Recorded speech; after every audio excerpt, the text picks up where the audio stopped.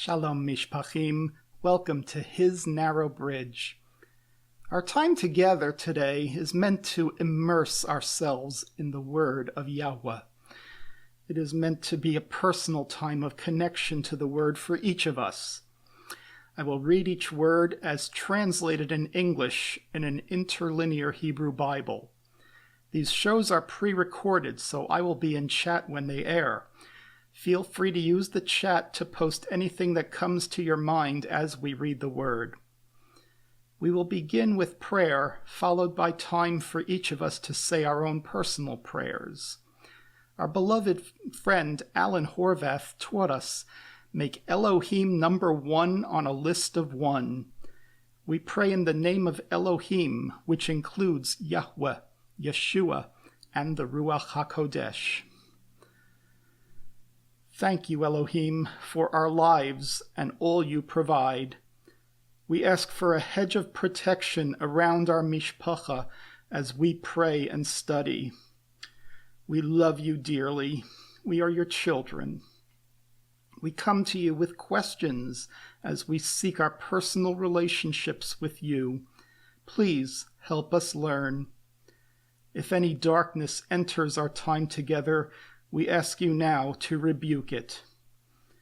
We will now listen to your word as we immerse ourselves in it and let it speak to us.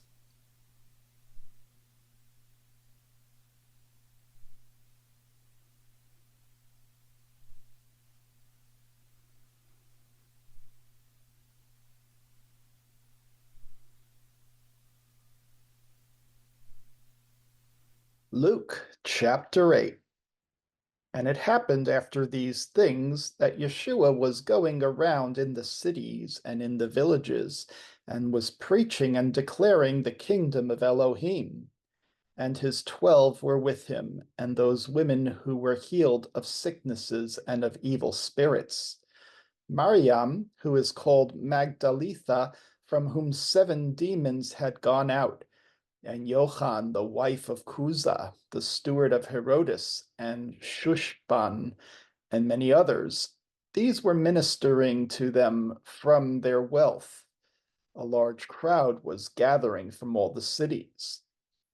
While they were coming to him, he said in a parable, a sower went out to sow his seed, and as he sowed, there was some that fell on the side of the road, and was trampled, and a bird ate it.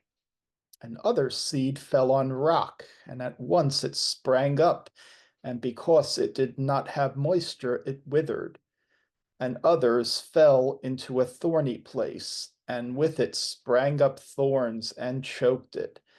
And others fell on good and pleasant earth, and sprang up, and produced fruit 100-fold. When he had said these things, he cried out, he who has ears to hear, let him hear.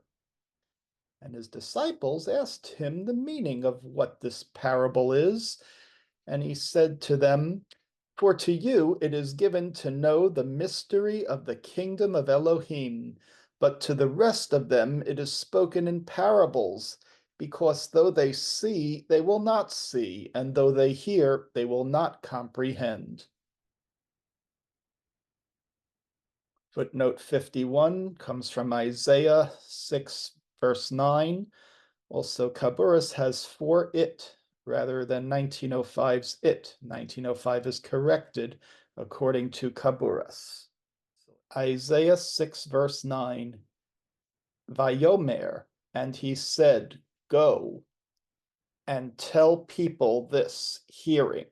Keep on, but not do understand, and seeing, keep on, but not do perceive. Verse 11. Now this is the meaning of the parable.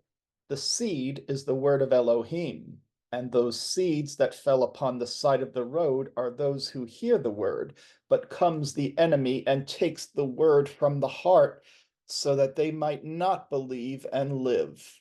Remember, the enemy sows confusion. And they that fell upon the rock are those that they heard it and received the word with joy, but they have no root.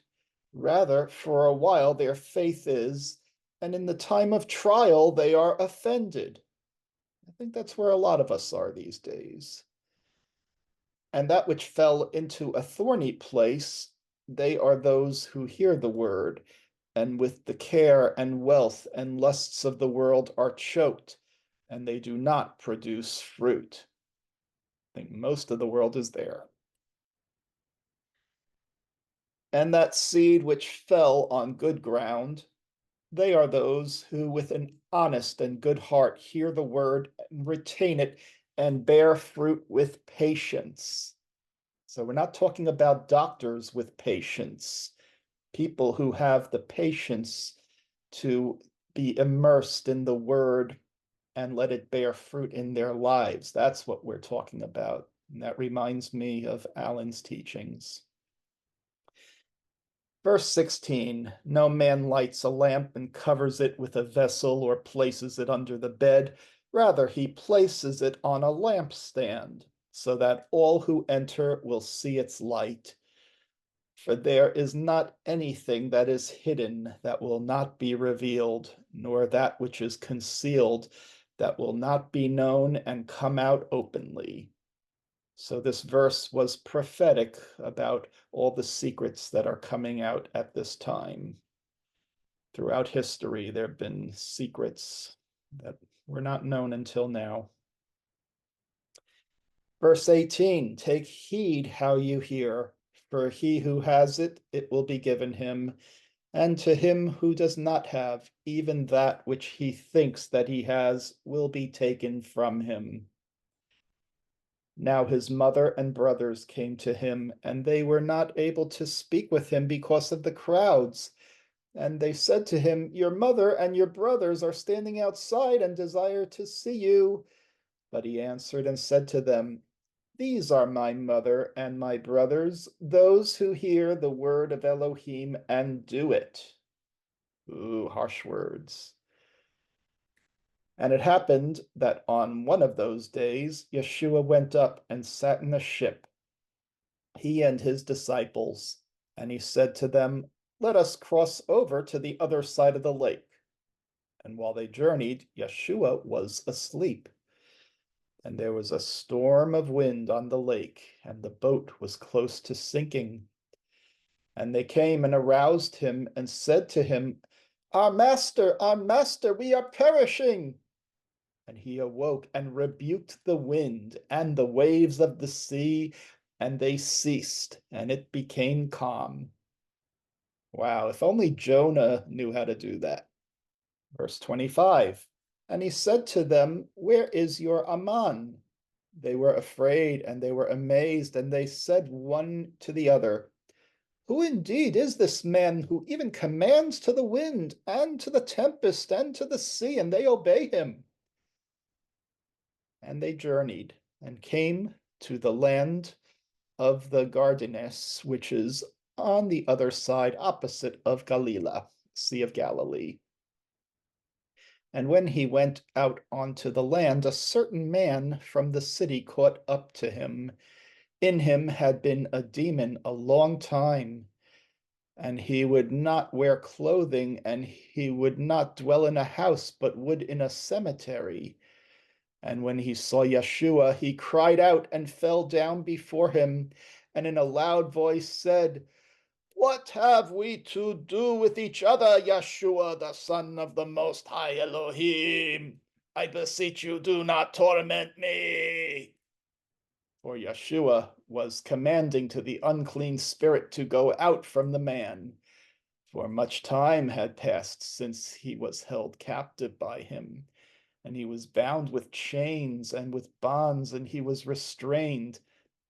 But he would break his bonds and would be driven by the accuser into the wilderness. And Yeshua asked him, what is your name? He said to him, Legion, because many demons had entered into him. And they were beseeching him that he would not command them to go to the abyss. And there was there a numerous herd of swine that was feeding on the mountain, and they were beseeching him to permit them to enter into the swine. And he permitted them. And out went the demons from the man and entered into the swine. And the whole herd rushed to a cliff and fell into the lake, and they drowned. Let's say Kaddish for those pigs. Yiskadal v'yiskadash merabah v'yolemad v'rachirusei v'yamnich machusei v'chayechonu v'yomechonu v'chayerachol beis Yisrael v'agolov izman korivim ro'amein yehesh merabah min v'ro'amein. When the herders saw what happened, they fled and reported it in the city and in the villages. Men came out to see what happened, and they came to Yeshua and found that man whose demons had departed dressed and sober and sitting at the feet of Yeshua, and they were afraid. Those who had seen it reported to them how he healed that possessed man, and all the crowds of Gardanes were beseeching him to depart from their presence because a great fear had seized them. And Yeshua went up into the ship and returned from their presence. And that man from whom went out the demons was beseeching him that he might remain with him. But Yeshua sent him on his way. And Yeshua said to him, "Return to your house and report what Elohim has done for you." And he went and was preaching in all the city the thing that Yeshua had done for him. And when Yeshua returned, a large crowd received him, for all were looking for him. And a certain man, whose name was Yorash, a chief of the assembly, fell before the feet of Yeshua and was beseeching him that he might enter his house. For he had an only daughter about 12 years old, and she was about to die. And while Yeshua was going with him, a large crowd was pressing against him. And a certain woman whose blood was flowing for 12 years, who among the doctors had spent all her money but was not able to be healed by man. She approached from behind him and touched the edge of his cloak, and immediately the flow of her blood stopped. Hallelujah. And Yeshua said, "Who touched me?" And while all were denying it, Shimon Kepha and those with him said to him, "Our master, the crowds are pressing and thronging you, and you say, 'Who touched me?'" And he said, "Someone touched me, for I know that power went out of me." Verse 47. And when that woman saw that she had not escaped his notice, came while trembling and fell and worshipped him and said before all the people for what purpose she had touched him and how immediately she was healed. And Yeshua said to her, "Have courage, my daughter. Your faith has given you life. Go in peace." Your Aman, pitching tents. And while he was speaking, a man from the house of the ruler of the assembly and said to him, "Your daughter has died. Do not trouble the teacher." But Yeshua heard it and said to the father of the young girl, "Do not have fear, and only believe she will live." And Yeshua came to the house and did not allow anyone to enter with him except Shimon and Yaakov and Yochanan and the father of the young girl and her mother. And all were weeping and mourning over her. But Yeshua said, "Do not cry, for she is not dead, but she sleeps." And they were laughing at him because they knew that she had died. And he put everyone outside and took her by the hand and called her and said, "Arise, young girl." And her spirit returned immediately, and she arose. And he commanded that they give her something to eat. And her parents were astonished, and he warned them that they should not tell anyone what had happened. Footnote 52. Caboris has the thing that happened. 1905 has what happened. Kaburis word medem and 1905's word ma have been added for the sake of clarity. Let this be a lesson to us.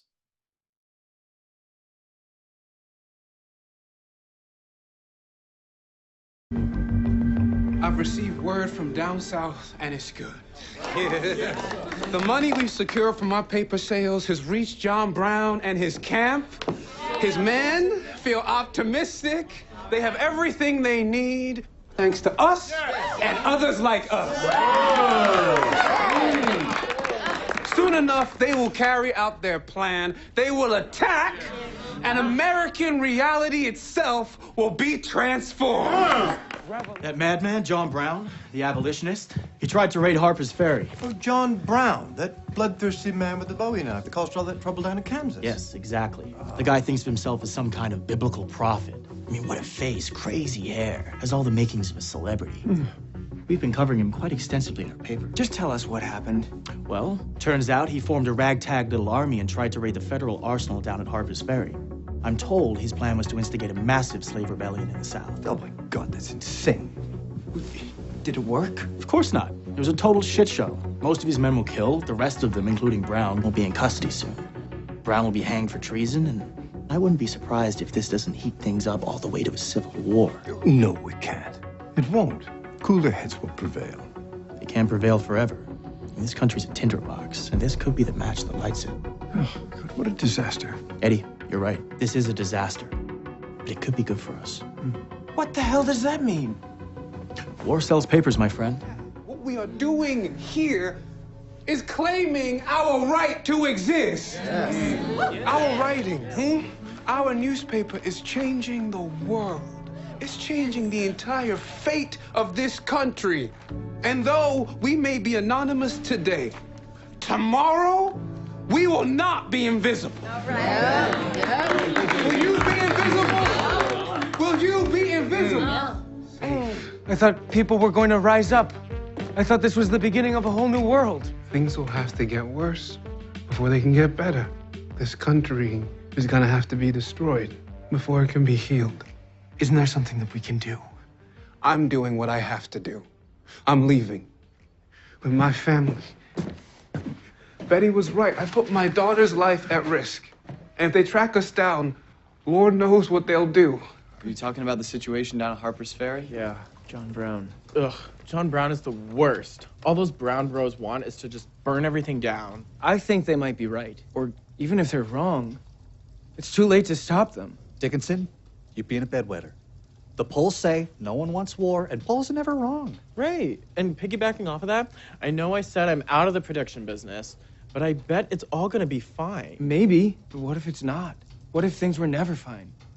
And what if they need to get worse before they get better? Whoa, guys, crazy idea. Ship stands. What if we did this like every week?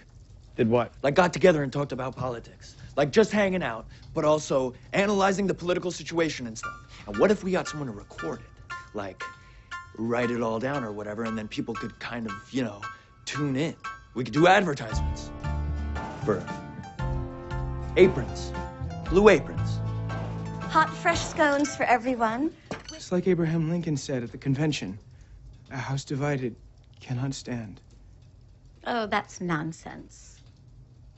Mom? If I can find a way to serve two perfect tea parties, we Americans can figure out how to keep our country together. At the board meeting. I'm curious how you intend to cover this whole Harper's Ferry event. The key is endorsing John Brown's spirit, but not his actions. See, we gotta keep those abolitionists on board, whilst at the same time not alienating or moderate, and in some cases, Southern-leaning readership.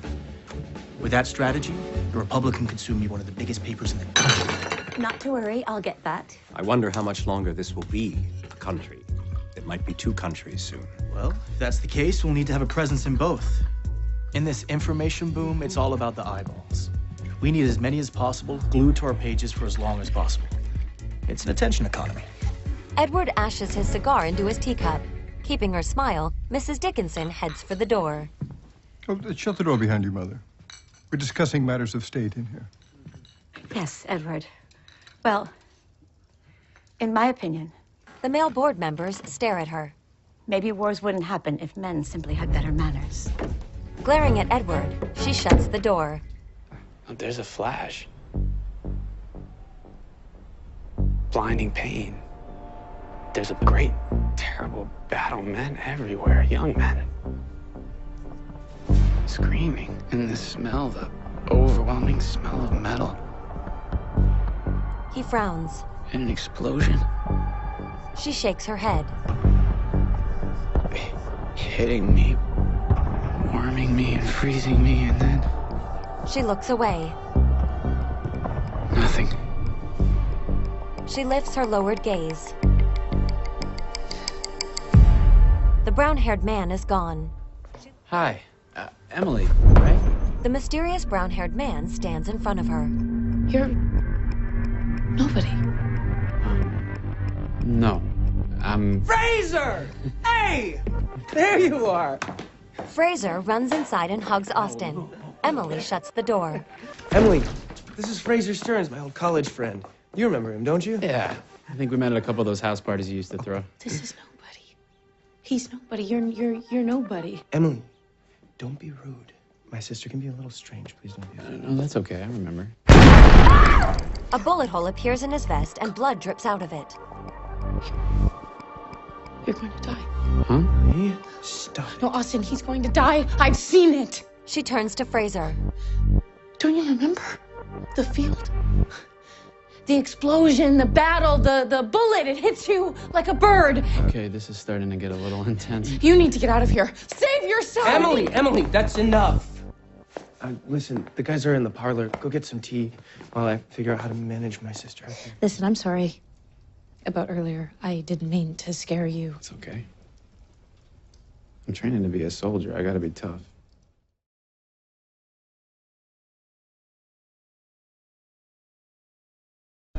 Anacreon and Thespis, you've been at each other's throats so long, the origin of your enmity is almost irrelevant.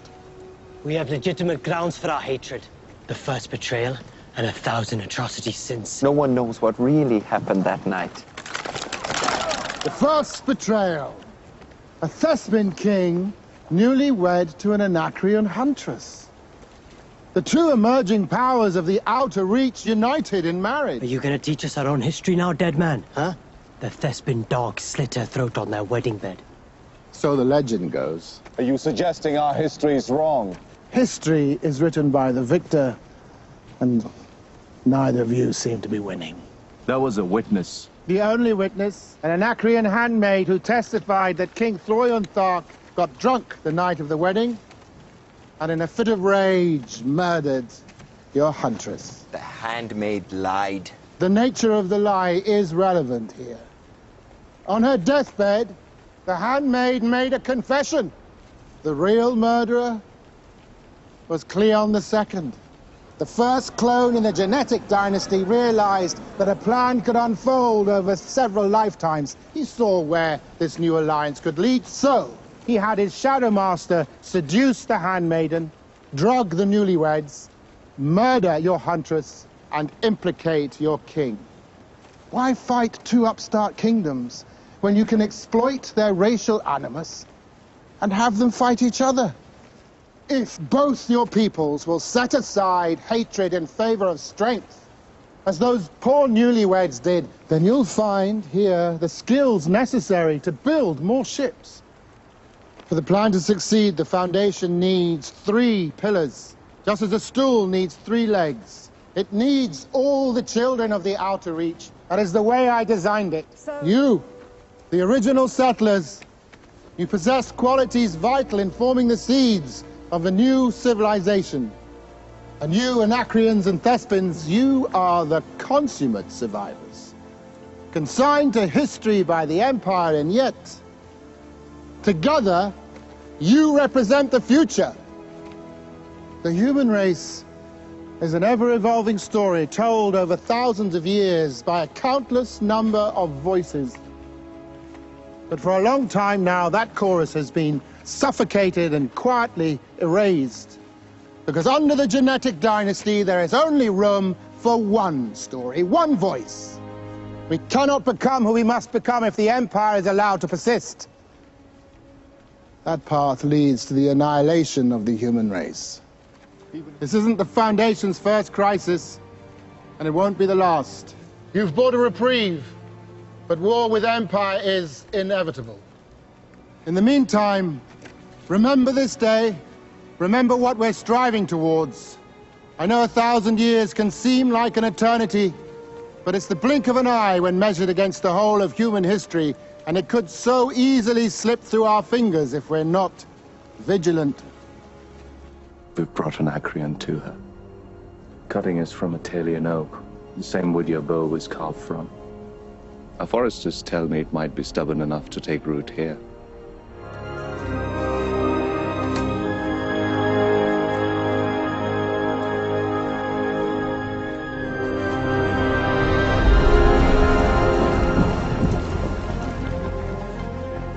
In the months that followed, the children of the Outer Reach took Harry's words to heart, setting aside hatred in favor of strength.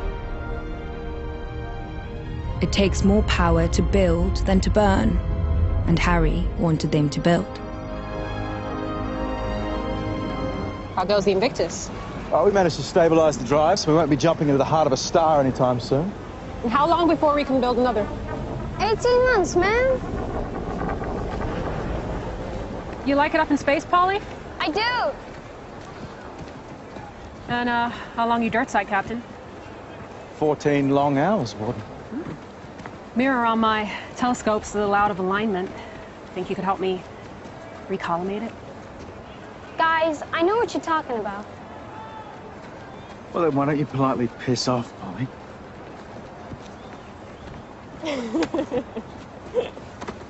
For more information about these videos, look at the video description and click more.